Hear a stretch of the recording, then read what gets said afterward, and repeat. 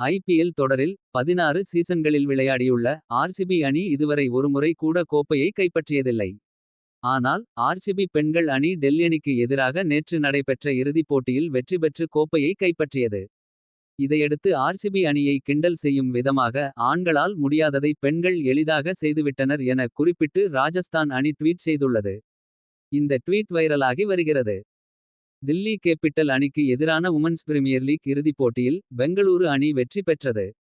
114 ரன்கள் எடுத்தால் வெற்றி என்ற இலக்குடன் களமிறங்கிய பெங்களூரு. தொடக்கம் முதலே நிதானமான ஆட்டத்தை வெளிப்படுத்தி வந்தது. கடைசி ஓவரில் இலக்கை அடைந்து மகத்தான வெற்றியை பதிவு செய்தது.